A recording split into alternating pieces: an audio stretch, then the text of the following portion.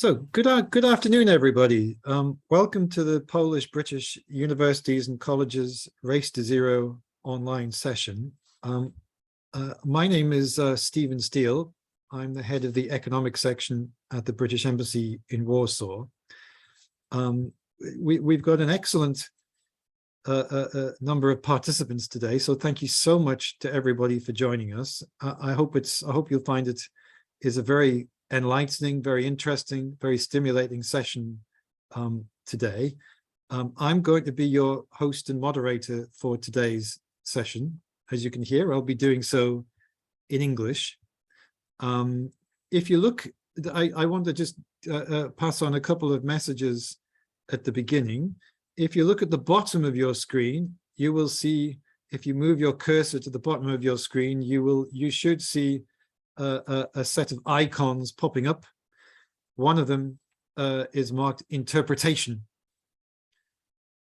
So if you'd like to listen to today's session in Polish only, then please click on interpretation, and that will offer you a number of options. You can either hear the whole session in Polish, no matter who is speaking what language. You can hear the whole session in English, no matter who is speaking what language, or there's an option to simply hear the original language that's being spoken by whoever is speaking. So please, I'm going to make that announcement a little later in today's session again, just in case anybody missed it, but please do take note of the interpretation icon if you prefer one language or the other from your speakers.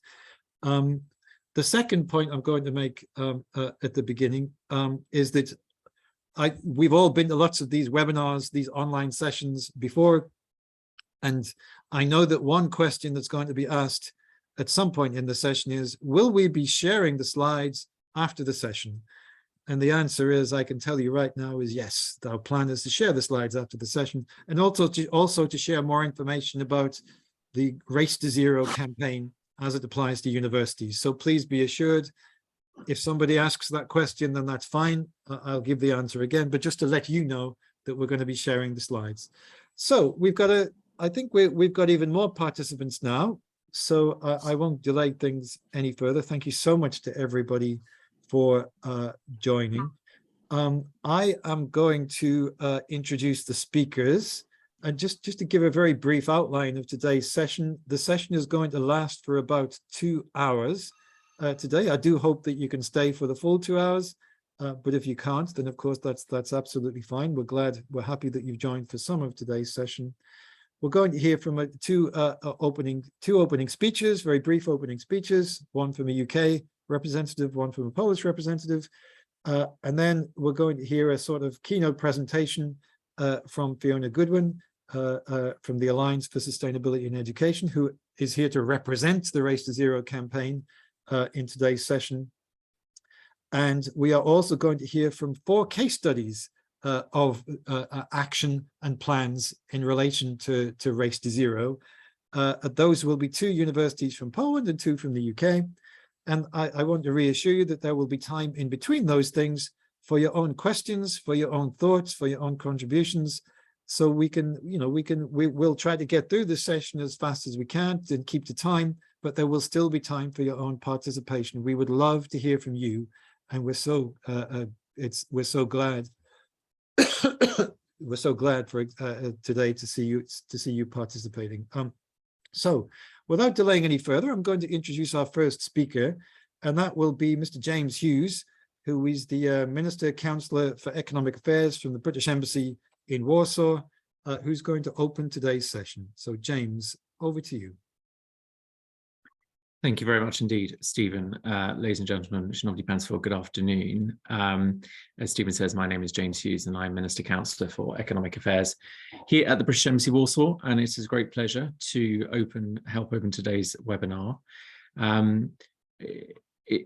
The obvious thing for me to start, though, by saying is that, of course, and indeed, as I see behind me on the screen, the picture of the Elizabeth Tower of the Houses of Parliament, is that, of course, we are holding today's webinar shortly after the death of Her Majesty, Her late Majesty, Queen Elizabeth II.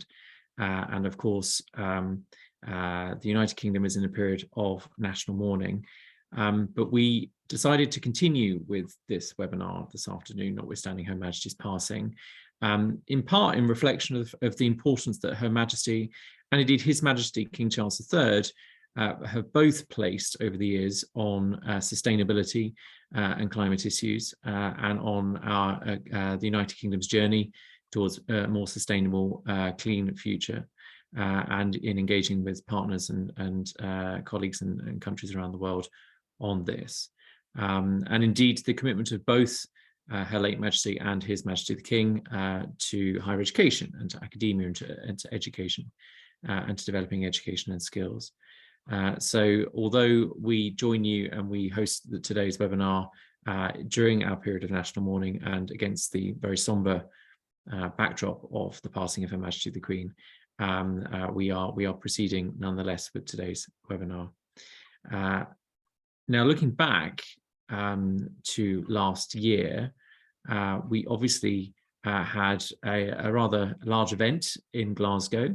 The United Kingdom was very proud to have hosted COP26, the largest event of its kind that the United Kingdom had ever hosted in Glasgow, where thousands of people, notwithstanding COVID, came to Glasgow to make really necessary progress in terms of climate change. And 197 parties from around the world signed up to the Glasgow Climate Pact, as you'll be aware, which was a historic agreement. For the first time, we committed to phase down coal use, and it kept alive the possibility of us bending the emissions curve and limiting the rise in global temperatures to 1.5 degrees Celsius.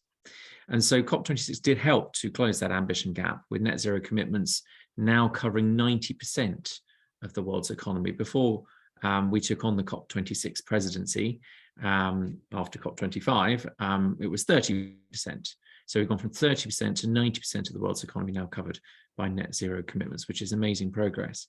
And the government of the Republic of Poland made a number of very welcome commitments in and around Glasgow at COP26 on energy, on zero emission vehicles, on just transition, and on forestry and nature.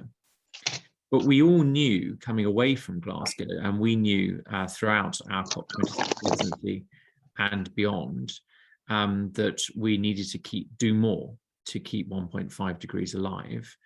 And we also know, and no doubt you also know, because of your presence here this afternoon on this webinar, that it's not just incumbent upon governments to keep 1.5 degrees alive.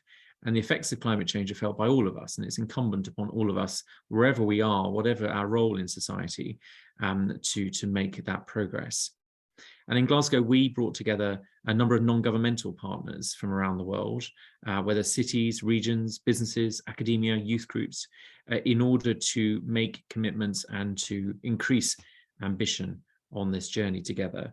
And a large group of non-government actors took the opportunity in Glasgow to make net zero commitments, net zero targets as part of the global Race to Zero campaign. Now, here in Poland, the British Embassy has been supporting the Race to Zero campaign for some time now, and we've been pleased that, in part with our support, in part independently, a number of partners across Poland have signed up to the Race to Zero campaign, including 12 cities and regions across the country, 2 universities, both of whom are speaking this afternoon, and a large number of businesses. But we want the Race to Zero to grow and to continue to grow for the remainder of our time as the presidency and beyond. And in particular, and the purpose of this afternoon session is for that to grow among our higher education colleagues in the university sector. At the beginning of this year, Her Majesty's Ambassador to Poland, Anna Clunes, wrote to various colleagues and partners across the Polish higher education sector about the crucial role of academia and universities in reaching climate neutrality and in promoting the importance of that goal. And we are holding the session this afternoon as part of that process, as part of that journey, to help exchange insights and information, knowledge and experiences between the sectors of our 2 countries in order to together build that ambition and to go further. So the final thing I want to do before passing over to the Polish introductory speaker is to say a few thank yous. I'd like to thank those colleagues who are giving speeches and presentations today. So firstly, the Alliance for Sustainability, Leadership and Education, which acts, as Stephen says, as the Secretariat for Race to Zero for universities and colleges. And 4 universities who will be sharing their experiences: the University of Warsaw, the Łódź University of Technology, Manchester Metropolitan University and Nottingham Trent University. So a big thank you to all of you for taking part this afternoon, and of course to the Alliance for Sustainability, Leadership and Education for your support as we grow the Race to Zero for colleges and universities here in Poland. And one final thank you, I'd just like to thank the Conference of Rectors of Academic Schools in Poland, KRASP, for their support in delivering today's webinar. That's the second time in a week that we have partnered with KRASP on an event, which is great to see. So thank you very much to KRASP for their support. But we hope, most importantly for you, that this is an opportunity for you to ask questions, to meet new people, to make connections, to gain inspiration from the experiences of others in both countries as to how they've gone through and are going through this net zero journey. And on that basis, to take that step yourselves and to join us in the Race to Zero campaign. So thank you everybody for coming. We hope you have an inspirational, informative webinar this afternoon, and we look forward to following up with you in the near future. Thanks very much. Thank you very much, James. So we're off to a good start now, and now I'd like to introduce the other opening speaker for today's session, and that's Professor Andrzej Sechman from, in fact, the Conference of Rectors of Academic Schools in Poland. Thank you for joining us, Andrzej, and over to you for your opening thoughts for today's session. Thank you very much for introducing me. Welcome everyone for this session. We established with organizer of the session that I will be speaking in Polish.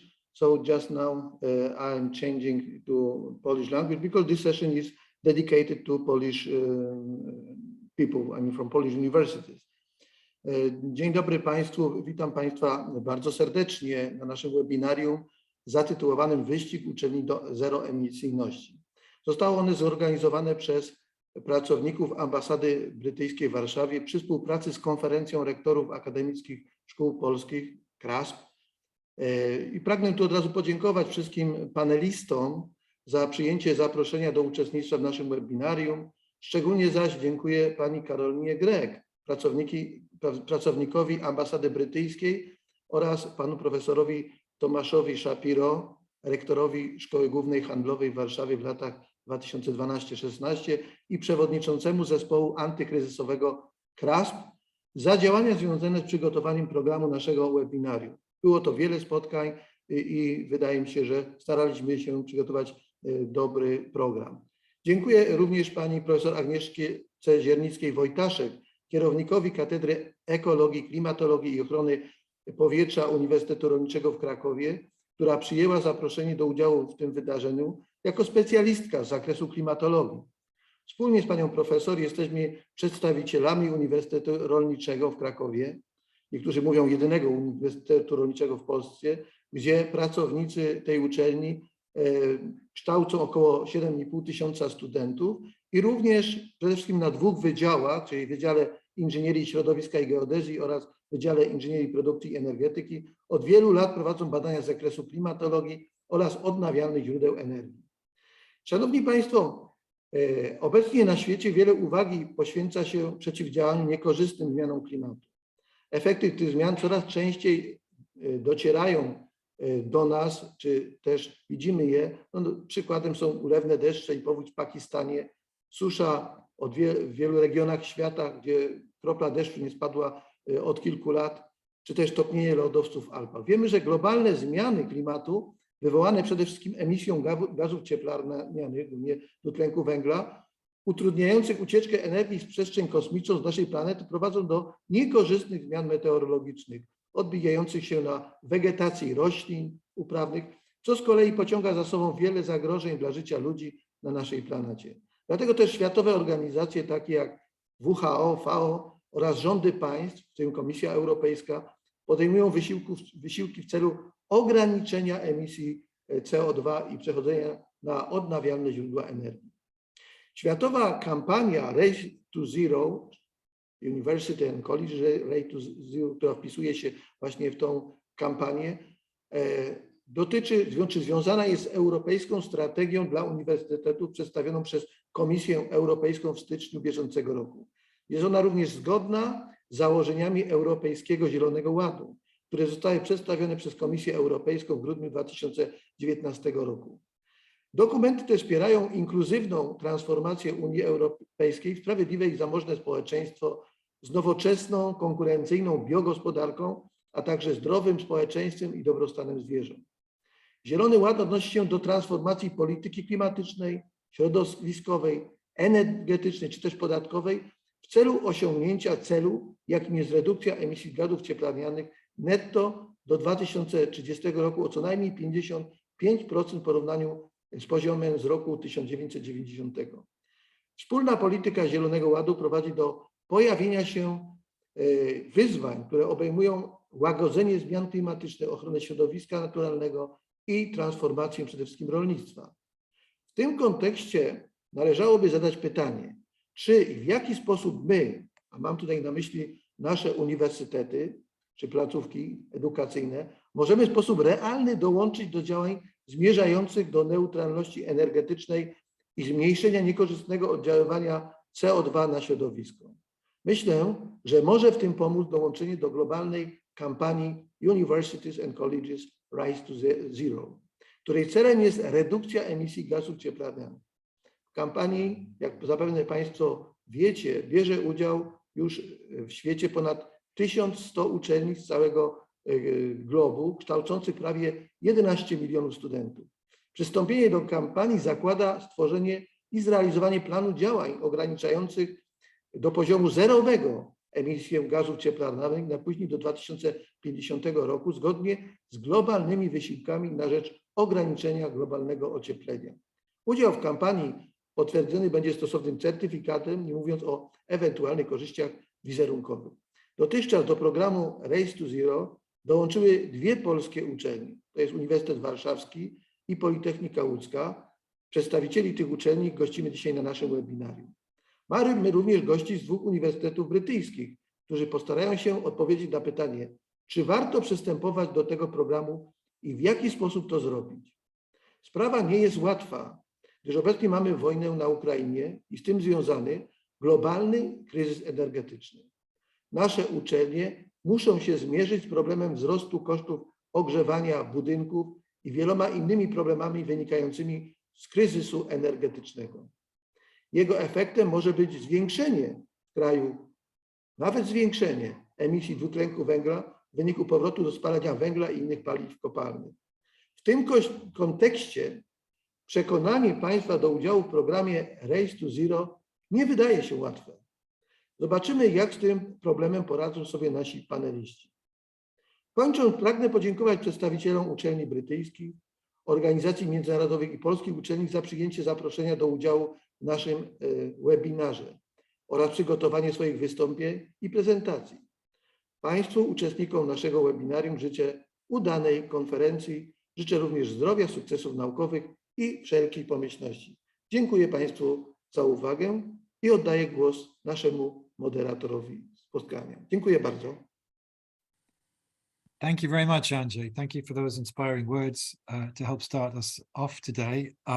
As you said yourself, sprawa nie jest łatwa, but of course it's not an easy matter, but it is of course necessary and absolutely urgent. So I think that was very well put. And everybody, as James said, everybody has a contribution to make to achieving net zero across the whole globe, every part of the economy, and that counts for embassies and governments as well as it does for universities and university campuses. So thank you so much for those opening words.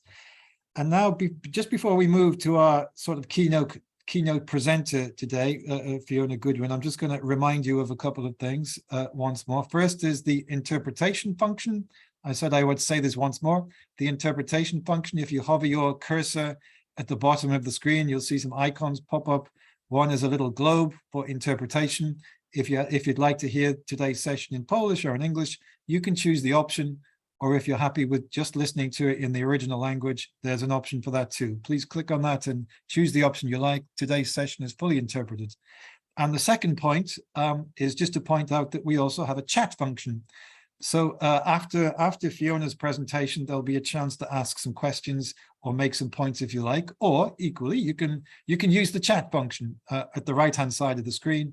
You can click on that chat function and type away in Polish or English. We will pick up your questions as they are given to us. So thank you so much for your patience on that. And now I'm going to introduce our keynote speaker, our top speaker today, Fiona Goodwin, who is from the Secretariat for the Race to Zero for Universities and Colleges, and also for the Alliance for Sustainability, Leadership and Education. So Fiona, over to you.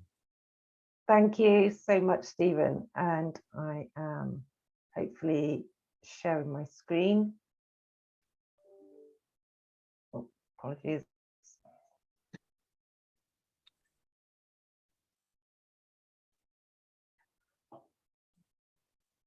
And hopefully you can see that now. I think we can see your screen. Yes, Fiona. Yeah. Excellent. Thank you. So thank you very much for inviting me. As Stephen has said, we are the Secretariat for the Race to Zero for Colleges and Universities. This is a global campaign to achieve net zero. It's a partnership between the UN Environment Programme, the EAUC, which is the Alliance for Sustainability, Leadership in Education, and Second Nature.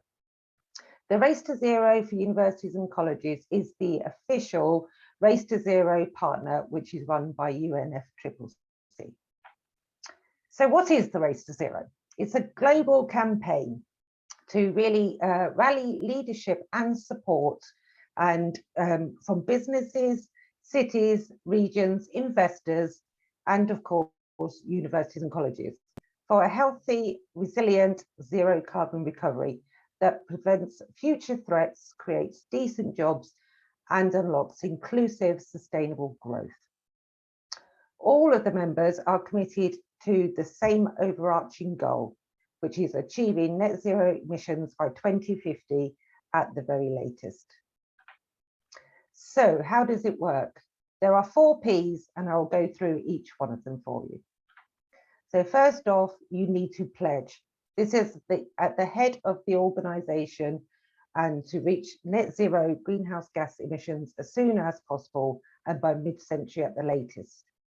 You can also set an interim target of 2030, which reflects maximum effort towards or beyond a fair share of the 50% global reduction in CO2 by 2030. You have 1 year after you have signed to set your targets. So you do not need to have your targets in place by the time that you sign. So you can sign today, and then you have a 1 year to get to your targets. So the next P is to plan. So within 12 months of joining, you need to explain what actions you would take towards achieving both your interim and your longer term pledges for the short to medium term. Again, you have 1 year after you sign to set your action plan. The third P is to proceed. So you have your targets, you have your plan, now you need to take immediate action towards achieving net zero. Again, you have 1 year after you sign to set your targets. The final P is to publish. This is that you commit to report publicly both the progress against your interim and long-term targets, as well as the actions being taken. And you have to do this on an annual basis, and it has to be a publicly accessible report, ideally on your website. Again, you have 1 year after you sign to develop your annual report. So the criteria in terms of what you need to meet for the Race to Zero is the same for every Race to Zero partner. So regardless whether you are a city or a financial institution or a university and college, it's all the same criteria. And this is set by an expert peer review group, which comprises scientific and technical experts from around the world, of which most of them are from universities. We have lots of support for signatories across their journey. We have videos, we have case studies, resources, and toolkits, and they're all available on our website. Also supporting the sector are the high-level climate champions, Dr. Mohammed Mihilun and Nigel Toppin.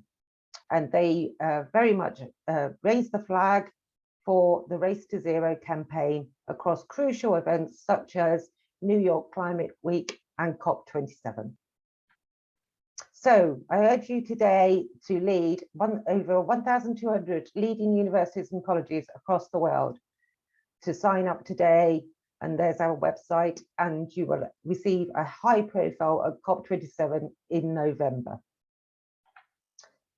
So will you be one of the educational institutions to halve the emissions by 2030? I hope you will join us. Thank you very much.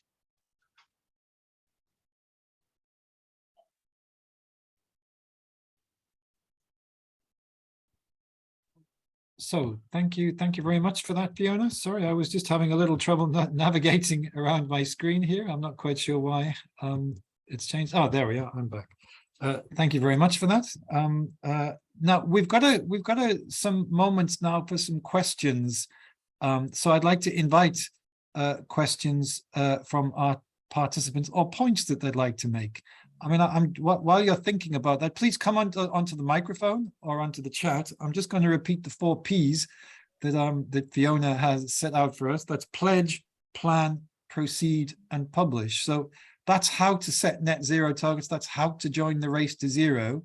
I think there are, of course, questions about what you need to do to set those net zero targets and how to achieve them. Very, very important ones. And I think today's session is a recognition that nobody has all of the answers to the questions about how to reach net zero. That's the purpose of today's session. It's to share perspectives. The UK, for example, the UK has a net zero target for 2050, but also I'm talking about the UK as a whole, but also a plan to achieve 68% emission reductions by 2030. Now, nobody has all of the answers about how to reach net zero as a country, as an institution. But the point is to share plans, to share perspectives, to set a level of ambition, a target which we all move towards. That's the point of Race to Zero.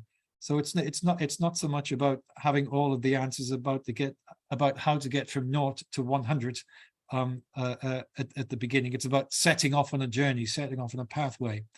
I think I'm sort of right in saying that. But can I just invite any questions from our participants? Please take the microphone if you would, introduce yourself if you're happy to do that, and ask away. Mr. Szymanski, Piotr Szymanski, please go ahead. Piotr Szymański, my name is Piotr Szymański. I represent Wrocław University of Economics, and I also represent Green Team bottom-up initiative. And this is a great initiative. So this is my comment to the first presentation. This is good initiatives, and I only want to add that our university collaborate with Climate Reality Algor initiatives, and I think that we have some plan how to be net zero till the 2030 scope of electricity mainly. And in 2018, we declare that we will be net zero emission university in scope of electricity till 2030. Firstly, we assessed our sun rooftop potential, and we know that we can cover 30% of our electricity demand. We carried out scientific Horizon 2020 project scalings about energy communities, and thanks to such project, we improve our knowledge in the scope. And the second project, Energy Cooperative Square, is in progress. So we still improve our competency in the scope. And we also collaborate and support energy clusters in our region. And now we start discussion about with our authorities about very innovative investment in agro-hydro photovoltaics farm. In addition, we finished two investment in our rooftops. It's not enough for our demand, but this is first step. So thank you for these initiatives, and I think that our university is ready to join to this race, and we can support other universities how we can shape these aims. Thank you. Thank you, Piotr. That's fantastic news. Great best practice, great experience to share with others, and absolutely amazing that you've already done the analysis that you can meet 30% of your electricity needs from PV solar panels on the roof, and you've got so many other plans there. That's very impressive, and thank you so much for sharing with us. We do hope that you can, just to put the cherry on the cake there, that you can join the race to zero. Fiona, I don't know if you had any thoughts on that too, or Yeah, it's amazing to hear, and really applaud your efforts, and so very much look forward to you joining the Race to Zero community. And just to echo that, it is all about sharing what everybody's doing. So it is a real network where different universities from all across the world can share what they're doing and learn from others, so they can replicate and support each other in their journeys. Okay, thank you, Piotr. And I see we also have Mr. Przemysław Bukowski has his hand up. Przemysław, thank you for your patience. Over to you. Hello, everyone. Okay. My name is Przemysław Bukowski. I'm also from Wrocław University of Environmental and Life Sciences. Our university is also very interested in this program. We are doing some projects into primary energy reduction. It's mainly photovoltaics, but we also use sun for heating, water in swimming pool, etc. I don't want to steal your time and to talk Fiona. What would have happened if we didn't manage to fulfill this expectation? So we joined the project and our energy reduction will be not good enough. So what will be the consequences? Only the shame, or how it looks? And my second question, will you have a chance to hear today about some good practices, so successful ways of finishing this race to zero? You talk about 2 universities in Poland that joined the program. Maybe they will tell us how to do this a little bit more. Thank you. Go ahead, Fiona. Yeah. Yes, great to hear. Obviously, we do ask you to set targets and then to show your progress against those targets. But we know it's a race, you know, so everyone has a different pace to get to the end, and it's a journey, and some things will be successful and other things may not be as successful. So it is not, you will not be thrown out, for example, or dismissed as a signatory. So it will just be, it's a very supportive program to help you on your journey. So it may be a few bumps along the way, but that is fine, as long as you publicly report against it, against your progress, but also against what hasn't worked and how you're going to address that, then that is fine. And we'll definitely hear lots of good practice from the 4 universities that we'll hear later on. Thank you so much, Fiona. Thank you, Przemysław. And just to echo Fiona's words a little bit, I think, I'm not sure, I'd be surprised if any of our presenters today are able to tell us how to finish the race to zero, but I think they can perhaps tell us how to start the race to zero and how to proceed along the race to zero. But if they have the answers on finishing the race to zero, then I'm going to be making very careful notes, and even more careful than I would have been. So yeah, but thank you so much. That's a great point, and it's fantastic to see so much good practice down in Wrocław, a beautiful city. Sounds like it's got some fantastic practice in terms of reducing the carbon footprint in universities there too. So thank you so much for that, Przem, as well. Okay, so I'm not seeing any other hands. I'm just going to check. I don't want to prevent anybody from speaking. Mr. Szymon Szewranski, please, welcome, Szymon. Please make your point. Yeah. Dzień dobry, ja będę mówił po polsku. Bardzo nie proszę. słychać? Bardzo proszę. Czy ja jestem słyszany? Yes, please make your point in Polish, Szymon. We can hear you. Okej. Ja chciałbym zapytać, ponieważ pochodzę z tego samego uniwersytetu, my się zajmujemy badawczo kwestią śladu węglowego i obliczaniem śladu węglowego organizacji. Współpracujemy z Ecological Footprint Network i mamy dobre doświadczenia w metodach obliczeniowych. Czy w ramach tej inicjatywy istnieje wspólny framework do monitoringu, oceny wskaźnikowej postępów? Czy wszystkie organizacje mają te same ramy pomiarów, tak, i monitoringu tego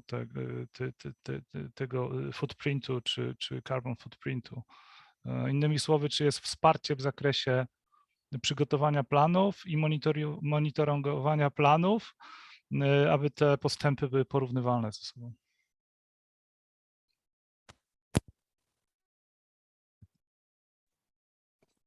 Fiona, please go ahead. Yes, there is full criteria which is available on our website, which is set by the expert peer review group, and it's very much aligned to the science-based targets. So you will find, if you've already followed a science-based target route, you will see that it's very similar for that, and it's a global standard. So everyone is measuring and monitoring in the same format. Here in the UK, we are currently developing a framework that is very specific to universities and colleges, which we will be delivering on behalf of the government in December.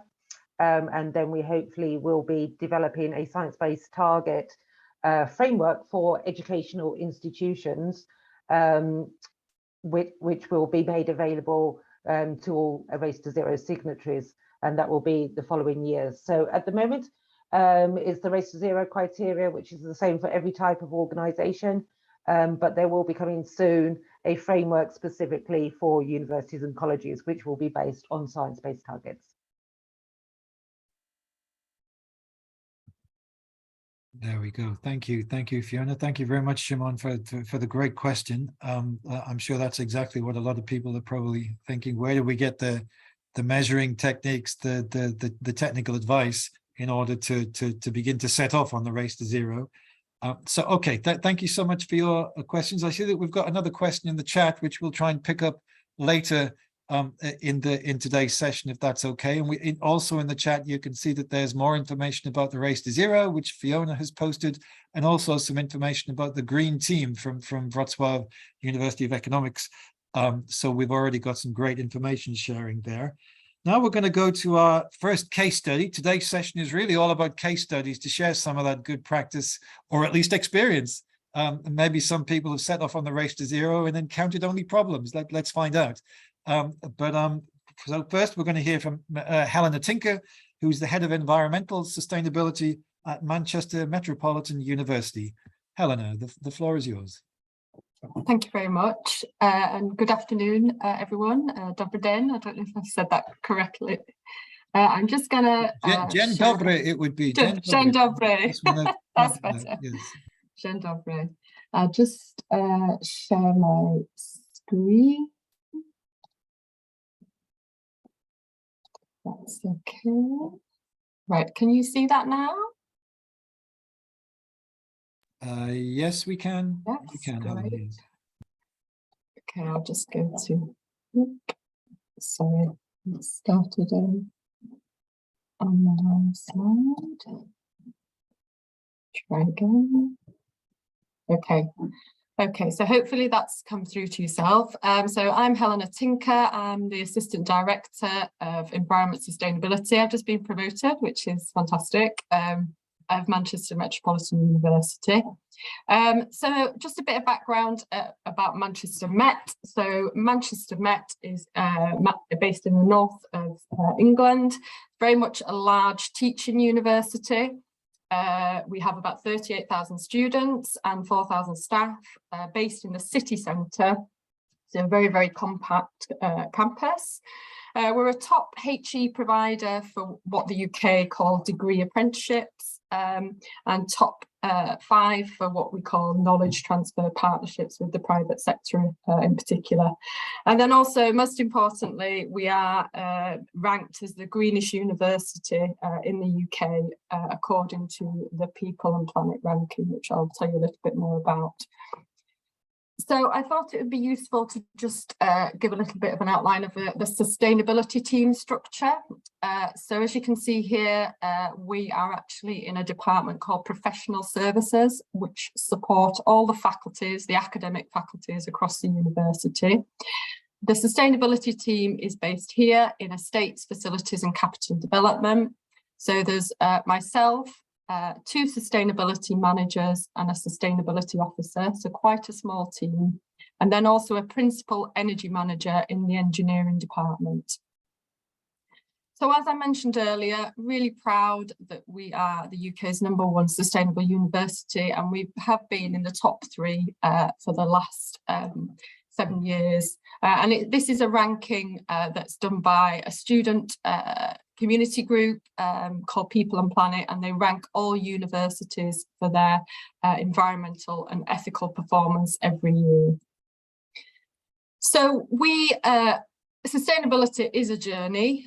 We have just completed the delivery of our 2021 sustainability strategy. So we started quite early on this journey and achieved some fantastic results. I'll just pick out one here in that we reduced our carbon emissions by 61% from a 2005 baseline. And that was a mix of things from everything from energy efficiency to rationalising our estate from 7 campuses to 2, plus numerous other renewable energy projects. So we joined the Race to Zero in October 2021. We are a very ambitious university when it comes to sustainability. I would say we're at the front of the race. Very much Mo Farah wanted to win and very much supported at a senior level as well. So really privileged position that our senior leaders are very, very supportive of this. So in light of the fact that we delivered our 2021 strategy, we needed to develop a new strategy, which I've just completed in collaboration with our Deputy Vice Chancellor, Deputy Pro-Vice Chancellor for Sustainability. And it's our 2026 Sustainability Strategy. And within that strategy, we set our carbon targets. So we have a target for what we call, what the global definition of greenhouse gas emissions calls Scope 1 and Scope 2. So that's all obviously our gas and electricity use on campus, which is 0 carbon before 2038. And for our Scope 3 emissions, our value chain emissions, net 0 before 2038. So I'm just going to talk a little bit about Scope 1, Scope 2 emissions. So as you can see here, electricity and gas predominantly. We do have a small fleet and a fugitive emissions, but they're about less than 1%. So our focus is on our energy use. So we developed a plan, we actually started developing the plan in 2020 because we knew we were committed to this agenda. The City of Manchester, their target is actually 0 carbon before 2038, sorry, by 2038. So we followed their lead really as a city. And I would really, really recommend if your city is working on this agenda, I'm sure you work really, really closely with your city council, but align yourselves with their targets, or even be a little bit more ambitious if you can, because obviously achieving this is very much about partnership work with universities, the private sector, but also the city municipality as well. So as I said, we developed our plan. We set an interim target of 44% reduction by 2026 from an 18-19 baseline. So how are we going to achieve this target? So what did we put in our plan? So it's focused on 4 areas, which I'll just talk in a little bit more detail about now. So the first one is about energy efficiency of our new buildings. So we have just updated our approach of how we design and construct any new buildings on our campus, but then also large refurbishment projects as well. There's a huge amount of work in the UK that's happening around in the construction and design sector, but also the World Green Building Council is doing a lot of work in this area. So I would direct you to what they're doing if you haven't got a country equivalent. So we have adopted the definition of the UK Green Building Council. So we have set targets for operational energy of new buildings and also embodied carbon, so all the carbon associated with the materials of building that building. So we are going to be piloting it on our new library transformation project that we're working on. It will be hugely challenging, but we have to set ourselves targets to really drive and innovate in this area. And as a university, we see it that it's our place to do that. And then energy efficiency. Very much we've been doing a lot of this for a number of years, but we will continue to deliver this across the campus. We're just in the process of putting more solar across our campus at the moment. We're going to maximise as much as possible. Obviously much more attractive now the energy costs have gone up. Thirdly, around energy centres. So we are going to be looking to, we've got one energy centre at the moment that's gas driven. We're going to be looking to switch that to heat pumps, electric heat pumps. Plus, we will be developing 2 other energy centres to effectively decarbonising our campus through electrification. But then we are obviously relying on the decarbonisation of the grid, but we are also looking at what is called a corporate power purchase agreement, where we partner with a developer off-site, and we guarantee to buy the energy that they produce from a renewable energy source. So with those 4 actions, we have a trajectory to 2026, but then also to 2038, but it will be challenging and costly. So we've done some initial costings, and as you can see there, I think we're looking at around 34 million, so significant investment for the university, but that will be built into business cases and the capital programme over the next few years, 10 years. So quickly around challenges and opportunities, I'm not going to go into too much detail. Hugely challenging around heritage buildings. We have a lot of heritage buildings, as you can see in the photograph.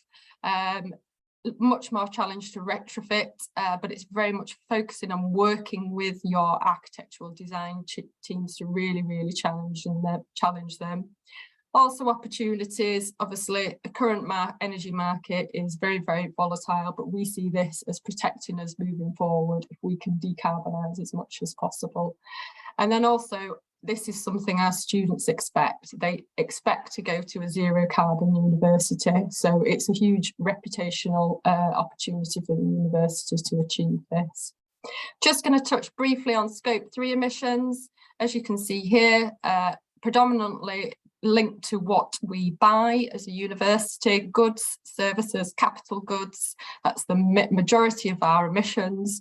We've just started a project where we are developing our plan, looking at how we collect the data. We've just developed our action plan and set our targets for the different categories of Scope 3. And we're just about to get final approval for this carbon management plan, which will take us up to 2026 and then 2032, and then we will refresh that before 2038.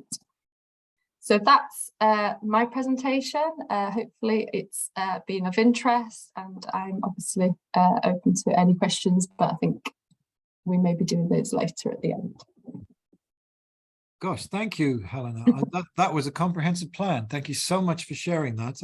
I have a question as which I could use to abuse my role as moderator here, but I'm just going to wait to see if others on the line have one. I don't see any hands up at the moment. I hope I'm not missing something. I'm going to ask my question while people are thinking. Here's my question for you, Helena, and then we're going to go into the next presentation, which is the plans that you had there, which were so impressive about new buildings, refurbishing buildings, vehicle emissions, reducing vehicle emissions, heat pumps, and so on and so on. Yeah. How far have you got an estimation for how far those plans will get you towards your target, or is that everything that you need to achieve net zero by 2038? So for our Scope 1, Scope 2 emissions, if we achieve those four areas, that will get us to zero carbon by hopefully before 2038. We've got a really ambitious programme. The challenge is very much around Scope 3 emissions. We are very much reliant on our supply chain. So we, as an example of an action, we are going to start including criteria where we ask our supply chain about their net zero ambitions. And the way I see it happening, we are a large organisation, we have a huge purchasing power. And if we at some point say to our suppliers, we won't do business with you from a certain date unless you achieve net zero in your Scope 1, Scope 2 emissions, then that will stimulate the market, and it will really, really drive net zero. The skills and materials will be the challenge. I do feel that we're not skilled up in the UK enough to take us on the journey, but we have to move quickly with this. I'm gonna thank you so much, Helena. That's brilliant. Thank you so much for sharing that. Really impressive plans for Manchester Metropolitan. I'm going to go straight now to Robert. I'm going to come back to you with another question later if nobody. No problem. So next we're gonna hear from Robert Rybski from the University of Warsaw. He's the Rector's Plenipotentiary for Environment and Sustainable Development at Warsaw University. So Robert, the floor is yours. Hello, good afternoon to everyone. Hopefully you can hear me and see me. Sorry for this spiritistic question, but I think we all got used to it. I will start my presentation. Hopefully you can see it right now. Okay, so I'm also starting to count the time to be right in those 15 minutes. So thank you for the introduction, and thank you for invitation to this webinar. And it's already been mentioned by University of Warsaw is the first Polish university that joined Race to Zero. And within this presentation, I will take you, or not, 1 second, because it's not moving. Oh, I will take you through on a short trip, who we are, where this motivation came from, how we are dealing with it, and also probably the most interesting thing, what challenges are we currently having. And still all the photographs are from our university, so here is one of our garden rooftops at our library. So for the sake of this 15 minutes challenge of keeping the timing, I will maybe not go through this general introduction. I only want to mention that our university is the biggest in Poland, and also we are leading the national rankings of universities. We have 25 faculties currently. The last one was created just a few weeks ago. This is Faculty of Medicine. And how big is our community? So we are almost 38,000 students, over 2,000 doctoral candidates, and we are also having the almost 8,000 employees, almost 4,000 academic teachers. University of Warsaw is the biggest employer, not only in Warsaw but in the whole region sense. But for the context of the race to zero, the most interesting will be, I think, this slide. So we have over 100 plots of land. We are using almost 200 buildings, and they make over 500,000 of quadrat meters of usable area. We have 3 academic campuses, but also a range of building outside, not only outside campuses, but also outside Warsaw, and we will take a tour to one of those. So what was the motivation that we decided to join this ambitious race to zero? So we had a number of internal actions and that took place that preceded this decision. So in 2019, our Senate, so the highest governing body, adopted a statement on the climate change crisis. One of the elements of this declaration was that we want to go for the climate neutrality. And also in 2019, Rector appointed an advisory committee, UW for Climate, and the members of it were both students and academics, and also administrative staff that were really engaged into fighting climate change. 2 years later, we had appointment of a new advisory committee. Also, this was already in the new we had a new rector and new vice rectors, and here we have a new advisory committee. This time, all the faculties have their own representatives, so it's quite big. And also in 2021, Rector appointed his plenipotentiary for environment and sustainable development. And also a little bit later, there was a program created that is dedicated to changing our infrastructure. So this is called Intelligent Green University. And also in 2022, there was a creation of a dialogue platform, Green Thinking Method. This is the one that is to engage with external shareholders on the transition issues. And along this institutional framework, there is also an agenda that was prepared, and it was prepared and published in 2021. We have a number of targets that are not only on the climate change issues, but also on the sustainable development. Still, I will not go through all of them. And I think that in the presentation, you will have it also linked to it.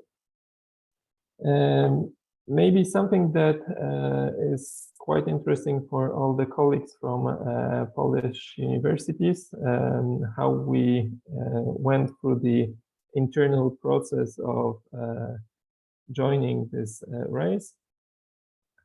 So here we, as a first step, there was a recommendation that was formulated by the Rector's Team for Ecology and Climate Crisis, so this advisory committee. And this recommendation was formulated to the chair, to Professor Ewa Krogulec, who is Vice Rector for Development. Then this recommendation was brought further to the Rector's College by Professor Ewa Krogulec, and this recommendation was also accepted by the Rector's College, so by the Rector and all the Vice Rectors. And then on behalf of our university, Professor Krugulec submitted a declaration of participation or a pledge. So going to some ideas that we are currently implementing, I took 2 case studies that could be interesting. First thing concerns our botanic garden. So in the center of Warsaw, we operate for over 200 years a botanic garden. And in this botanic garden, we have a few greenhouses, which are quite energy intensive. And so far, source for heating was the one of heaviest fractures of crude oil. So this was the furnace oil. And now we are switching the botanic garden to district heating. So in that sense, we will count on the decarbonization of the heating grid of Warsaw in this project.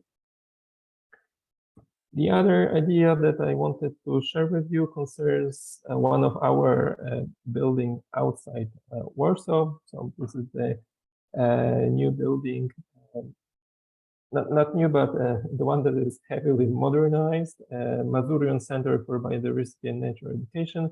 This is a field station of the Faculty of Biology. It's located in Mazuri region, and it will be finished in 3 quarters.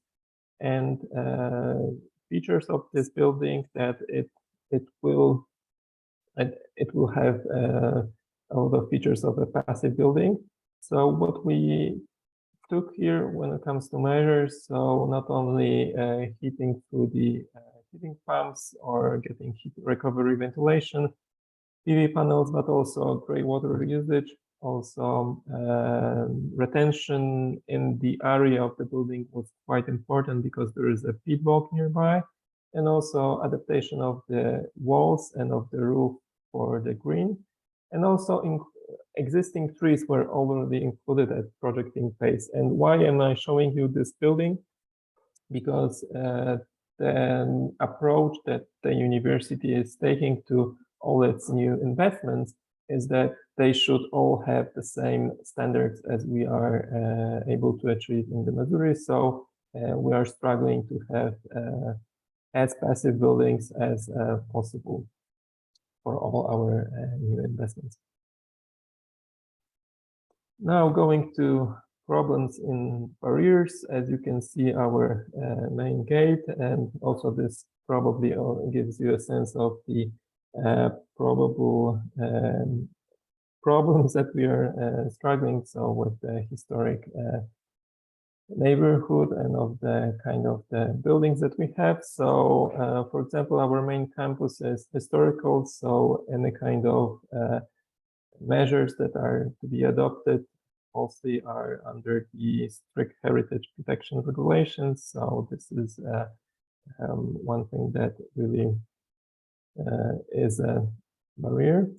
Then other barrier that we are having is that the infrastructure is old, especially in those buildings that were destroyed during the war and were renovated and rebuilt in 50s and 60s. For example, their heating system, you can only switch it on, but you cannot switch it down. Then we are having some difficulties in introducing some kind of automatic and live control of used water, used heat, and electricity, so to get the live feed. And also another challenge that we have is that to increase the capacity, especially technical capacity in the area of managing the buildings when it comes to building managers. And also one thing that is probably that we share with all of the other universities in Poland is that our main source of external funding, so the EU funds, was cut off because the universities are no longer eligible to apply for funding under the Polish National Recovery Plan, and in that sense, this was like a little shock. So, what are plans for the future? And only short-term plans. And here you can see the other part of our campus. So one of those plans I already mentioned, that we want to have all the new buildings as passive as possible. Here you can see in the photo also our new building in the Powitanie campus, and with similar characteristics. The other thing that we want to achieve quite soon is to introduce the building energy management system. So this is the system of live feed when it comes to what we are using in regards to heating, electricity, or gas, to be able to, for example, check whether the windows are not open somewhere, and so on. We will also introduce a new regulation concerning business trips of the employees and also of the students. And also we want to work on increasing the awareness and also technical capacity of our staff. So thank you a lot for this, and getting the floor back to you, Stephen. Thank you so much, Robert. Thank you for that great presentation. It's fascinating I think it's a clear illustration of the different starting points, the historical legacy with which each university is working. Clearly, Warsaw University has a lot of historical buildings up in the center of Warsaw. Of course, you have a different set of expectations and possibilities for new buildings, but that's a very specific set of challenges there, which I know a lot of other universities have those historical buildings as well. But thank you so much for setting that out so clearly and so frankly. That's super helpful for everybody. So we've got some time for questions now. Robert's been very clear about the challenges and about the ambitions. And Helena has set out a very comprehensive plan that Manchester Metropolitan has, noting that it sounds to me like they're very much a leader in this space in the UK. I think it would be wrong to say that every British university is in the position that Manchester Metropolitan is. I said there is a question in the chat already. I'm now inviting questions from the audience. There's a question in the chat already saying, could you please tell us more about the new regulations for business trips, Robert? Does it mean that your staff will not fly anymore? So that's a question for you, Robert. So we are still going through the consulting of this process. This is an on and on debate.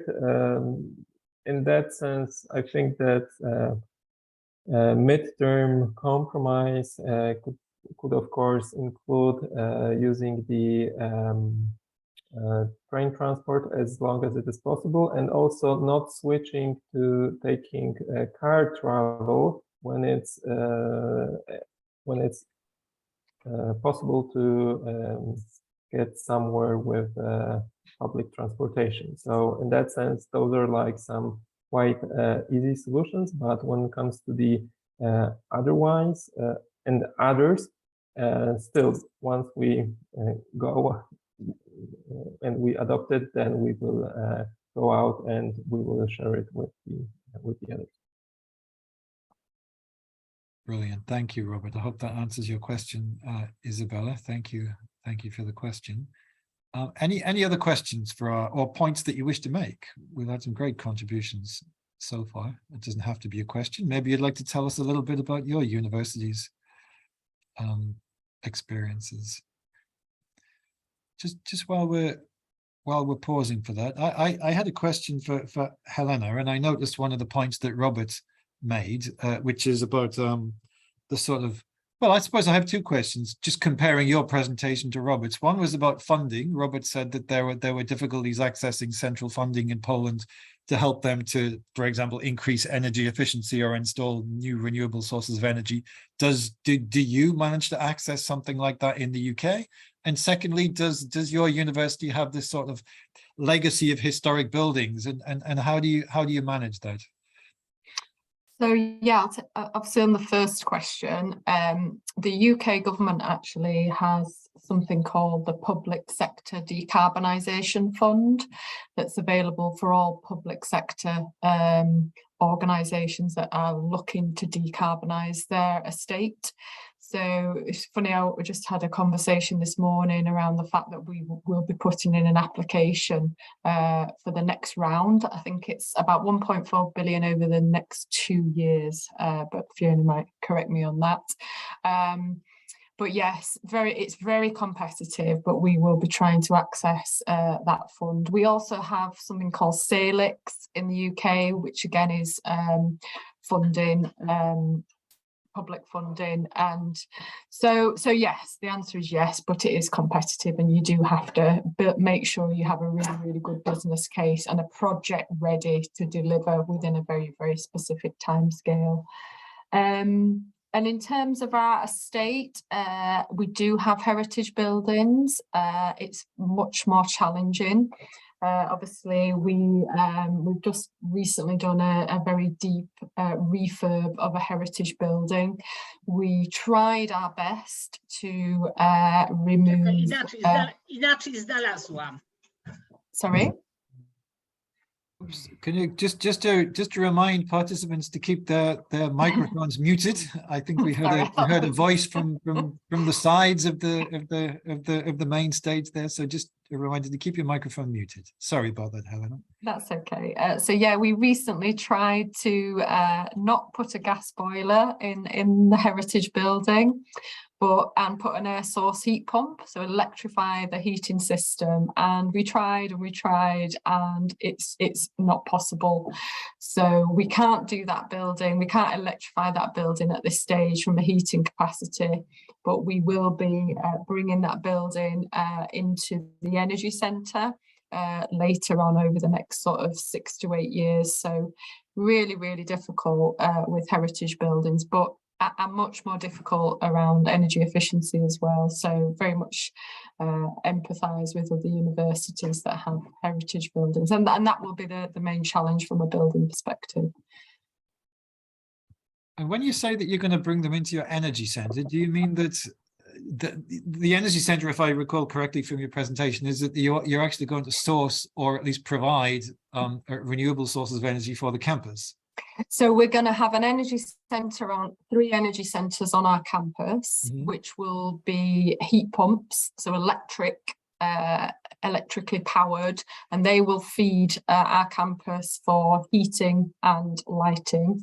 But then, because our campus will be electric strategy, we are obviously reliant then on the carbon factors of the UK grid. So they are decreasing dramatically, but what we wanted to do then, we have a strategy to procure as much, a certain percentage of our power from with a direct relationship with a developer. So it's a big sort of what's happening in the UK at the moment called corporate power purchase agreements. So you enter an agreement with a developer to purchase your power from that developer for a 10-year period, and that helps then fund basically the construction of the renewable energy, whether it's wind turbines, offshore wind turbines, onshore, or solar PV. Thank you so much, Helen. And I see that we have a question in the chat for Robert from Monica Wojtaszek-Dziadziusz. Monica, by the way, I think we were watching you doing some cooking earlier. I think you had your camera on the, you were visible to us on camera while you were cooking. I thought maybe I tuned into the wrong TV channel and you were doing some cookery for us. But you've asked a question. Thank you so much for that. Robert, over to you. So it's how do the limitations on energy efficiency affect the sort of historical buildings on the Warsaw University campus, and how do you manage that? That's a tough question for you, Robert. Give it a go. So the list of challenges is like probably for the other webinar. So in that sense, what's also shocking that even how the steps in some buildings are formed is under the protection. So in that sense, it already shows you that the taking any kind of works construction requires a lot of administrative proceedings when it comes to getting all the approvances and so on. But few things. You cannot refurbish them in an easy way by putting 1 meter of styrofoam. It's not that easy on the walls because you need to preserve the original shape. Also, you cannot, for example, make green walls, rooftop green, because also the view of the buildings is already is protected. When it comes to rooftops, then in putting there any kind of PVs is also not coming into question. So in that sense, you are also struggling with the way that you want to even process it. So and in that sense, for us, the first step that we are managing is to go in those buildings that were refurbished like 10 or 20 years and that already have, for example, ventilation system to, for example, think about optimizing them and also increasing the management capacity. So it's a easy, but still a first step. And then the other thing I already mentioned that concerns heating. So we base in Warsaw on the district heating, because in Warsaw we have the biggest heating district system in European Union. So we are getting usage of it.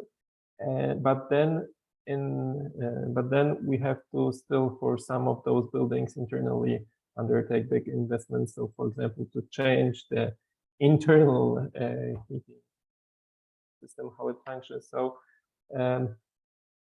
it's a long way, and I think that yeah, in that sense, new buildings are much easier in that sense, but still we need to take care of all of them. Thank you, Robert. Thank you so much. That's a tough question. Great answers there, honest answers as well, which is I think is what we need in this situation. I think there's no point pretending that this is easy, especially with some of those legacy issues. It's much easier, I suppose, in a way. It's much easier if you're building a new building. But of course, we want to keep those historical buildings as well. I wonder which is more expensive. It's not a question. It's just I'm wondering in my own mind, is it more expensive to build a completely new building or to refurbish an old one? I suspect it may be cheaper to build a new one, but anyway, that's something to consider. So thank you. I don't see any other questions waiting for us. So I thank you so much to Robert and Helena for those great insights. I know that we are recording this session. I think the plan is that it's going to appear on the KRASP website later on. I hope that plan can be realized. Just like Race to Zero, we are heading towards that target. Whether we can reach it, we'll find out after this session. But just to let you know that it is being recorded, so these messages will not be lost. And just to repeat, we are planning to circulate the slides and the materials for Race to Zero after this session. So thank you so much to Helena and Robert. We're now going to move on to our next two presentations, if that's okay. Next up will be a case study from Nottingham Trent University. And I'm pleased to say that we have Charmaine Morrell, the head of sustainability from Nottingham Trent. Charmaine, the floor is yours. Thank you. Good afternoon, everyone, and delighted to be here. So I will share my slides, hopefully. Are you able to see those? Yes, we can. You can see those. Okay. So yeah, delighted to be here, and thank you, Fiona, for asking me. And It's always great to be able to support other universities. We're very collegiate within the UK with different universities. I know Helena reasonably well, and we meet from time to time. So we definitely extend that to our friends over in Poland.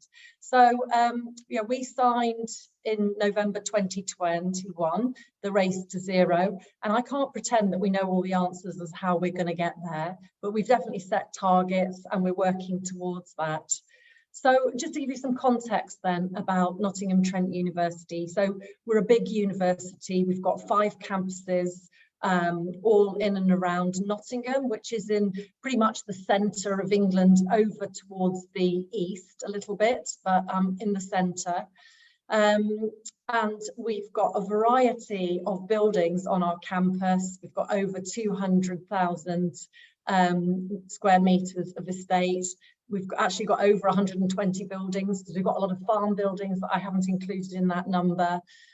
We have a large staff and student community. So these figures here I've given a full-time equivalent. So we do actually have more people than these numbers suggest. But these are our full-time equivalents of around about 34,000 students, 4,000 staff, over 500 courses, and we have 9 schools.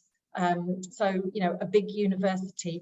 And these pictures, there's one from each of our campuses, will just give you a small flavour of the different architectural styles that we have at Nottingham Trent.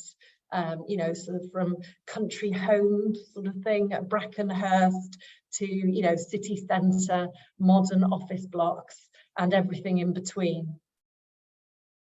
So we take sustainability really seriously at Nottingham Trent, just like Man Met, and we're really proud of what we've achieved. Doesn't mean that we haven't got more to do. There's a lot more we do want to do, but Helena spoke about people and planet, so I don't need to go into that. But yeah, we like being third. We'd like to be first, maybe next time. But we also do the UI Green metric, which is a global ranking, and so pleased with that performance. So it does enable us to say that we're one of the most sustainable universities in the world. We have a good system, an ISO 14001 environmental management system, which is a good place to sort of hang your carbon targets and other objectives and targets on as well to improve performance. I won't go into all of those, but all of these basically contribute towards our net zero carbon goals.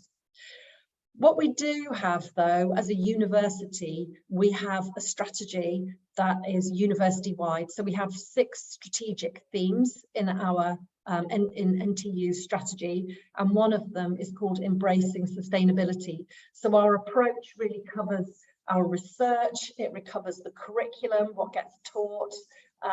It also includes, you know, the way we work with our partners. It includes the sustainable development goals, but it also, if you look at number 2 there, it talks about setting and meeting specific and challenging targets for reducing our environmental footprint.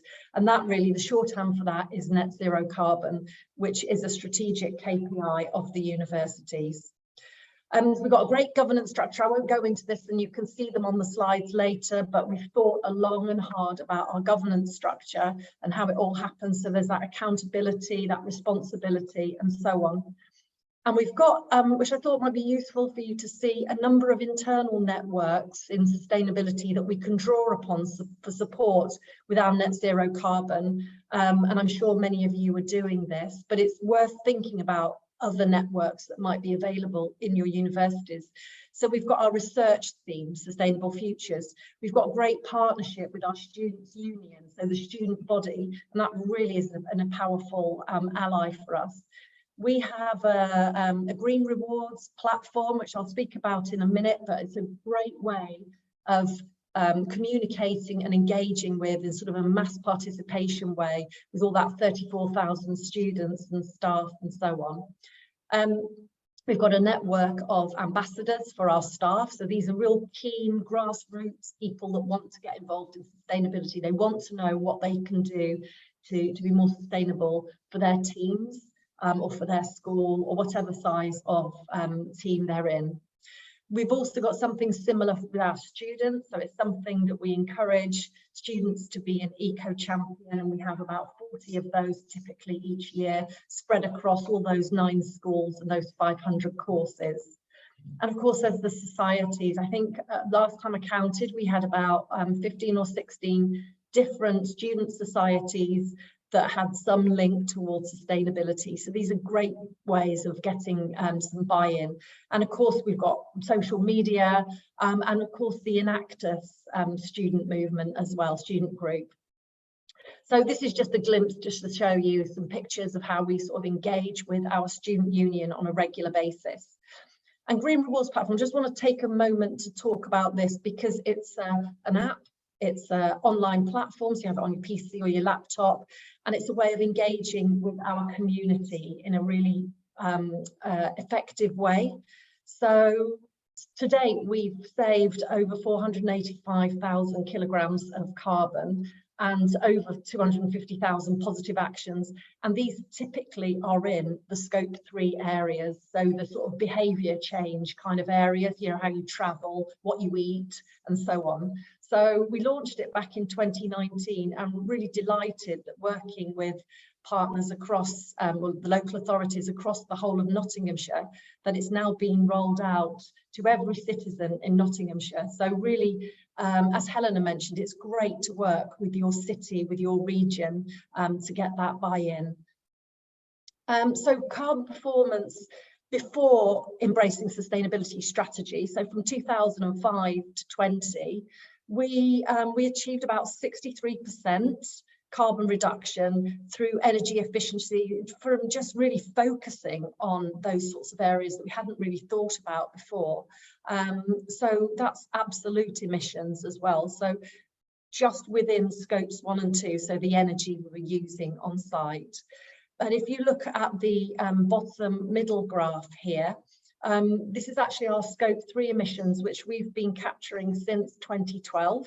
And you can see it's sort of bobbed along. I think the thing that's different from 2020 is that we've now included scope 3, all scope 3 emissions within our net zero carbon target. And those are just some pictures of some of the things that we've done prior to our strategy. So this is our, these are our targets. So we've got a net zero carbon target by 2040 with 2 interim targets. Now, our region, our city, Nottingham City Council, is the most ambitious in the country, and it's gone for carbon neutrality by 2028. So I definitely didn't want to try and beat that. I think 2040 is challenging enough when you think that we've included all things within our scope. And the guy to the right is Steve Denton, our Chief Operating Officer and Registrar, and he's the executive lead for sustainability and in particular net zero carbon. So all of this gets reported up to the Board of Governors as it's a strategic KPI. So this is our carbon footprint for our baseline year, which due to COVID was 2018-19. So you can see the big, the largest portion at the bottom here in pink is our supply chain emissions, which count for 54%. Now, to my mind, if we excluded that from our ambitions around net zero carbon, we would be misleading. It is a challenging area, but it's the most significant. So we really do need to be doing things about that. And the energy, which is often what organisations focus on only, for us counted for 14% in our baseline year. We also capture commuting by our staff and students, which includes a return journey by international students as well to their home and back to Nottingham. So this is what it looked like last year, 2021 academic year, which was a funny year for us in the UK. It probably was also for you in Poland, but we were working from home a lot. So we introduced a new segment. So you can see the yellow one on the left there, the working elsewhere, which accounted for 21%, and that pretty much swapped places with the travel and transport, as you'd expect.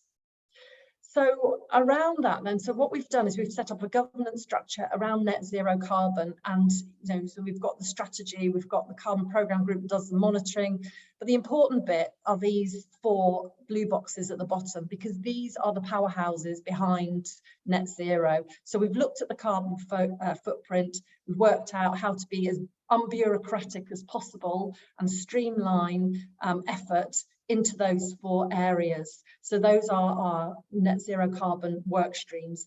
Each one of those has its own action plan with initiatives, enabling works and projects, and a trajectory and a carbon output, if you like, of what each of those would achieve. In terms of my team then, we are a large team. There's been an environment team at Nottingham Trent University for about 17 years now, and that really shows the leadership and commitment of the university to environmental sustainability. We've changed our name now, we call the sustainability team, and we sit within estates and we sit within professional services. So we're an operational team, if you like. I've kind of color coded it so you can see what we work on. So over on the left then, there's a group of 4 people that are dedicated to net zero carbon within the team. Although cycle hire coordinator, I guess, in a much smaller way. But we do work across all campuses, all schools, all departments. Then we do environmental management and compliance. There's a lot of regulations around that. We do engagement and communication. I also have a consultancy that operates out of my team that works with the business community and our supply chain within the Greater Nottingham area. And we cover biodiversity as well, as you'd expect.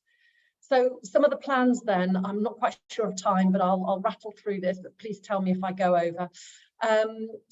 Some of the things that we're doing underway at the moment, we've built carbon reduction things within our refurbishment works. So, for example, such as Chaucer building, which is that building down there, sort of a 1970s building, replacing all the windows. So we've modelled that, what the energy saving and the carbon saving would be. Brackenhurst Hall, the one at the top there, is a listed building. So doing a roof retrofit and putting in that insulation, but a heritage building, so had its challenges. We've done a large number of LED lighting throughout all 5 campuses, and that's standard now in any new or refurb works. And in terms of energy generation, we have energy centres, we have PV, we've got air source heat pumps, we use district heating as well, but we're exploring wind turbine and also solar PV at the moment. So in terms then of some of the things then that we're focusing on, so heat decarbonisation is really important. As the grid decarbonises in the UK, that's hopefully taking more care of the electric, but the gas is the issue. So heat decarbonisation is a priority.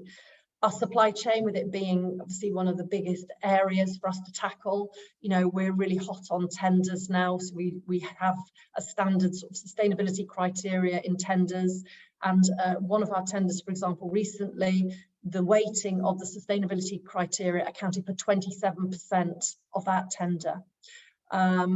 So I mentioned the sustainability consultancy, that's a ERDF funded project. So I've got consultants working out of my team, and they're able to work with our supply chain really and do that intervention.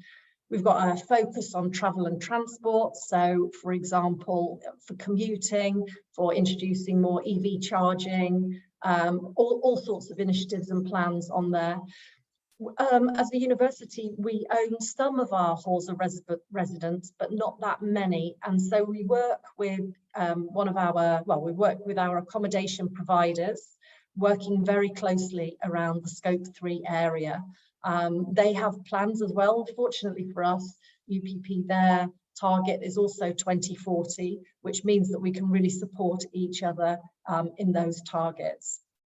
And just something that I wanted to mention is that there is the Platinum Jubilee Challenge that's by the Royal Anniversary Trust that we're part of. And I think there's 21 universities and colleges of FE in the UK that are involved with that as winners of the Jubilee Prize recently for research.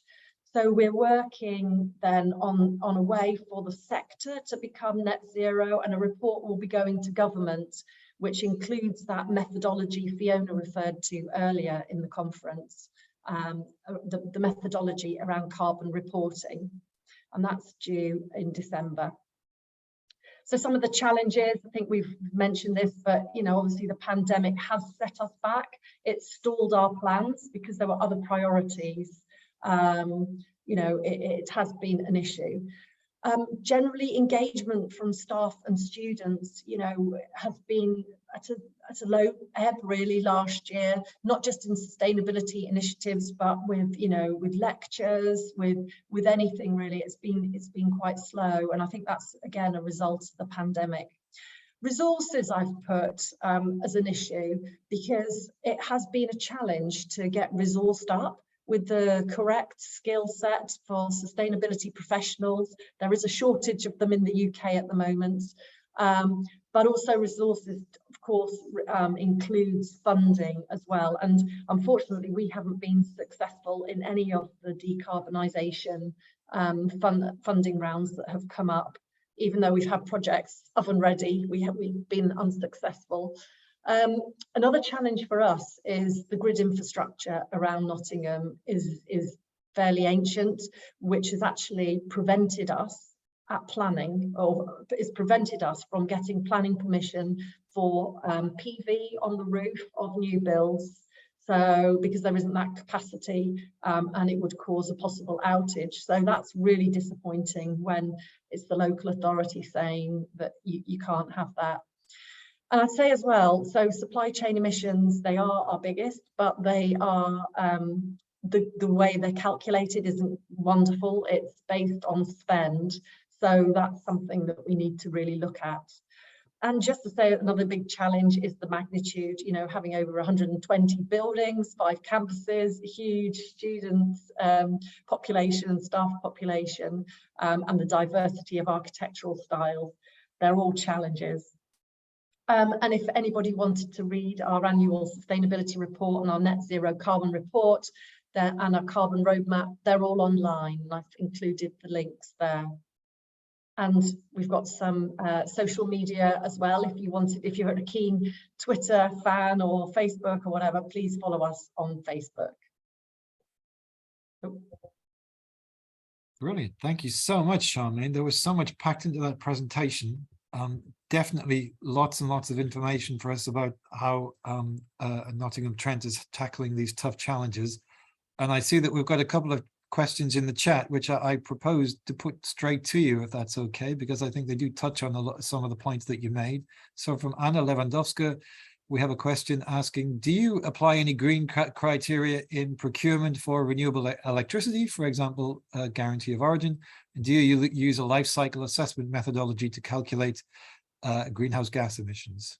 Yes, so for our renewable energy, we do have REGOs at the moment. So that's renewable energy. Gosh, what does it stand for? I forgot what it stands for now. Anyway, but in terms of our procurement of that, we haven't done that in this round since we've introduced net zero carbon, but we will be definitely. Yes, does that answer? And so life cycle assessment. Yes. Do you use life cycle assessment to calculate life cycle of greenhouse gas emissions? Not at the moment, is what I'd say. Okay, that's a question back to Anna. I'm going to put the next question to you, if I can, from in fact our next presenter, Paweł Strumiłło from Politechnika Łódzka. So do you Fiona's helped us out with what REGO stands for. Thank you, Fiona.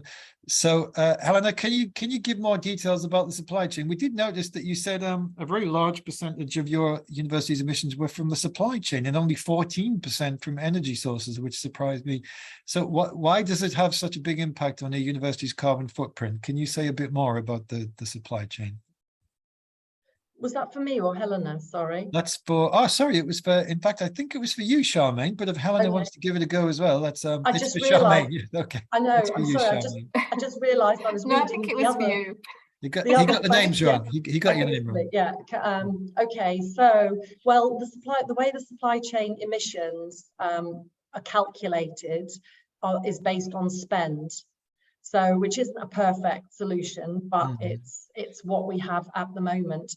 And typically, I would say, with most organisations, that the supply chain emissions are the biggest out of all of your carbon footprint, because you're relying on so many other products, services, materials, and so on to carry out your business. So it's all, you know, the scopes 1 and 2 of your supply chain, basically. Having said that, I would, if any universities are absolutely new to looking at carbon and carbon reduction, I would not suggest starting with the supply chain first. I would suggest starting with your scopes 1 and 2, so the energy that you use, which is certainly what we did, and I think what most people do. It's only when you get a bit, you know, when you kind of feel that you should be tackling the whole of your footprint, starting to look at that. Okay, thank you, Charmaine. I should point out that Poland is about 70% dependent on coal for its electricity at the moment, so it's got some challenges in terms of sourcing energy there. But thank you very much. Now we're going to go to our last presenter, Professor Paweł Strumiłło, who is the Vice Rector for Development at the Łódź University of Technology. Paweł, over to you. I'm particularly looking forward to this because Łódź is a city and the Polytechnic is very close to my heart. My wife is from Łódź and she has a PhD from precisely the Łódź University of Technology. So over to you, Paweł. Yes, thank you, Stephen. I hope you see my screen. We do. I have shared seconds ago. Welcome, everyone. It is my pleasure to be at this webinar. It's very ambitious presentations. I'm a bit humble at the moment, but I will report what we have done up to now concerning the sustainable development actions, and which definitely these actions are a part of our goal towards Race to Zero. I would like, by the way, to thank Małgorzata Koszewska, who has been contributing also to this presentation. The story goes or starts from the moment when the new team of rectors, namely Professor Jóźwik, our main rector, has appointed a sustainable development team, which I have a pleasure to lead. The team consists of representatives from each faculty, so that we have a large scope of members. As you can see on the right-hand side, the picture is showing the rectorate. This is actually a mansion house of the factory owners. And why I'm saying this, because our university precinct is located on the grounds of all used to be factories which have been refurbished for academic purposes. So also, similarly as Warsaw University, we have problems with old buildings and we cannot change the shape, the outer shape, so put some extra insulation on it. Our approach to the problem of sustainability and minimizing carbon emissions, we have started the journey from the survey, because our main concept is to engage as much people as possible, including staff and students. And we really wanted to know what is their awareness about sustainable development goals, what they know, what is their activity or willingness to participate. So this is one of our first actions. I will tell a little bit about it. Also, we have prepared a first report in which we provide an account on each of the sustainable development goals, all our activities, because we have 10 faculties, so we cover quite wide area of technical subjects. So in fact, we could contribute to each of the sustainable development goals. Of course, university commitments, I admire a detailed plan of different universities. We are still working on it, although it is written here, we have defined it, but recent months are really reframing all these plans, so it is really difficult to provide a large prospect of it at the moment. So let me proceed with the results of the survey we have done at the start of the activity of the team. And the main question we have asked the questionnaire, the persons taking part in the questionnaire was, are you familiar with the infographic below showing the sustainable development goals? So please take a look at the bottom where I am circling it in a red circle, showing that from those students, and please see that more than 500 students took part in the questionnaire, and we have something like 10,000 students at our university, even more. 72% of them said no, they are not familiar with it. So it is not that good at the outset of the whole story. As far as employees, it is not that good as well, a bit better. So the awareness is not that fine. So of course, this gave us a good thought to work on the promotion aspect of these activities. Also interesting answers came from this questionnaire, in which you see that students, they pointed out clean water as one of the most urgent actions we should take as far as sustainable development goals, and clean and accessible energy, which is closely related to zero carbon emissions, is quite high in the list, because the list consists, just to remind you, of 17 sustainable development goals. As far as employees are concerned, the clean and accessible energy is a bit higher. In fact, on the third place. Also good health and quality of life, maybe due to higher age of the persons answering the questionnaire. So clean and accessible energy is quite high on the list. This is quite important. Also, we have noted that the personal engagement shown here in these dark areas really seems to be quite high. So it is encouraging, and the willingness to engage is also at similar levels. So we see a potential in proceeding with the plans of implementing sustainable development goals at our university. We looked also at the Elsevier tool called SciVal, how our research is related to sustainable development goals. So we have identified 4 areas which have the highest activities.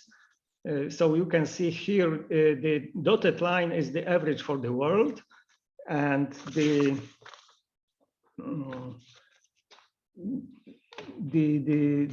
blue lines are showing activity of publications of our university, and the red line is showing the average activity in Poland. So we can see that responsible consumption and production, industry, innovation, infrastructure, also affordable and clean energy and clean water are the main scientific activities at our university. And really, we have a number of projects, including European projects, which we run on these topics. To conclude from the survey, we, as I said, that a clear majority of academic community, they express their willingness to engage. This is a good news. And also it is encouraging to note that over 40% of the staff, they incorporate sustainable themes into the teaching curricula. So this is really a good point. Also, we have opened new courses, study courses. For one of them is, for example, computer science in environmental protection. So we are working also on the teaching side, not only on scientific aspects. One of the results of the activity of our team is preparation of a report, which is available. I don't know whether you see the link on the top. There is a link leading to this report, which is prepared in 2 language versions, in Poland and in English. Currently, we are working on the report for 2022, in which we will include more detailed aspects about the carbon emissions. As I said, we have identified that we really have to increase the awareness of the community about these actions, so that we have prepared a web page, special page in Polish and English, devoted to sustainable development goals. So you see this page in English version. If I click to news, I am getting some data. For example, more than 300,000 euro for a household work turbine, or other news concerning tool coordinates and international project on environmental protection, millions for thermomodernization of tool buildings. So this is also an answer to University of Warsaw comment that we can look for funding from National Fund for Environmental Protection, and we've got some good funding to restructure and improve installation in a number of university buildings. Our actions concerning ecological topics, as you can see, we have a podcasts devoted to green shopping, photovoltaics, paper, the air you breathe, so that there are many actions. So these podcasts are short films or interviews with the people scientifically working on this aspect. So these are quite interesting, and please go to our page and you can learn quite a lot. Interesting comments, quite funny, some of them about these serious problems.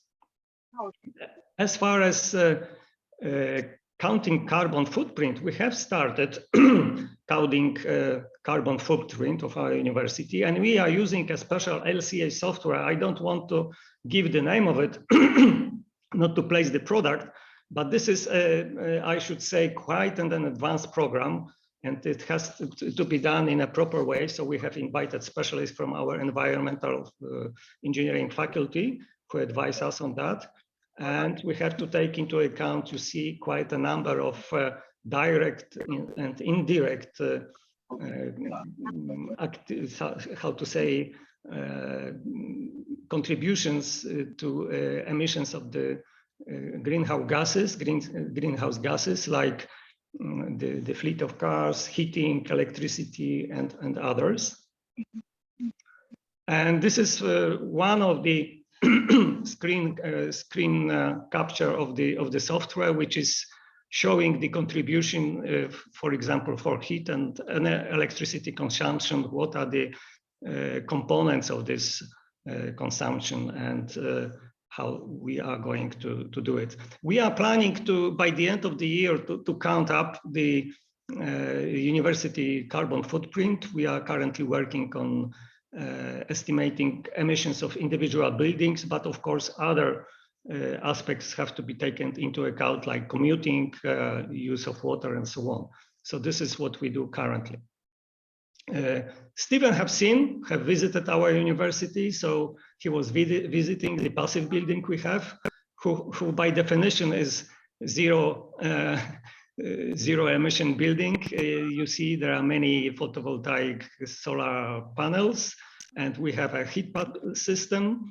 So it is a very modern building, and we will use it for teaching purposes and increasing the awareness of the community that we have such a building and we can experiment on that. So it is now currently being sort of is going to be used because it's very brand new at the moment. So some other current actions we do, apart from what I have said, the actions which have concentrated on the awareness.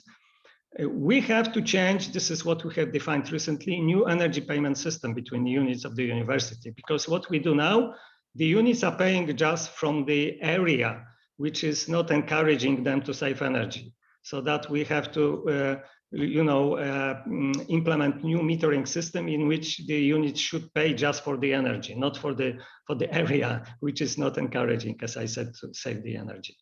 We are currently performing energy audits of our buildings, and we have quite many of them. We in fact have 2 campuses. Stephen have seen it. It is quite scattered area of different buildings.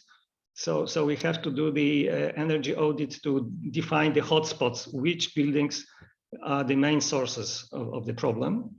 We are currently working on upgrading energy and water meters with our plan to achieve online remote energy monitoring networks so that we can, remotely control them. Because there are times during the semester breaks where, let's say, large lecture halls doesn't have to be heated up to normal temperatures, so we can, provide some program or weekly schedule for it to optimize the use of the energy. And at the moment, we are upgrading our outdoor lighting systems because, as I said, our university campus is really quite large, and we are installing LED light sources. Finally, the answer to why race to zero. Of course, this is very ambitious goal, and we are really we see it as quite a large and as I said, ambitious goal. And the first reason for is that minimizing the carbon footprint means minimizing energy expenditure. This is simpler as that. So renewable energy sources is the main point we should go for. And our university, I think, is very well prepared. We have large potential to do it.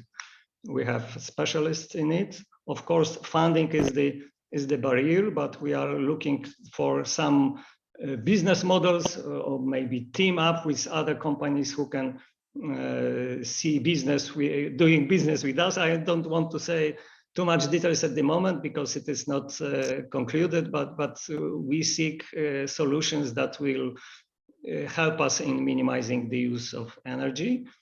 Of course, being in a race, we can see how others perform. And today's webinar was an excellent, for me at least, way to learn how far further before us are other universities and what really we have to do to catch up, hopefully.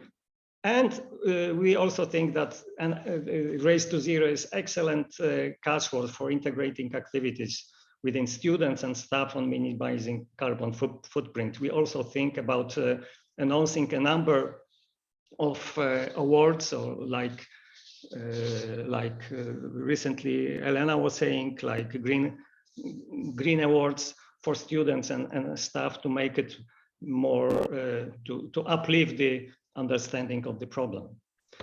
So this is my last slide, which I would like to present to you, and thank you very much.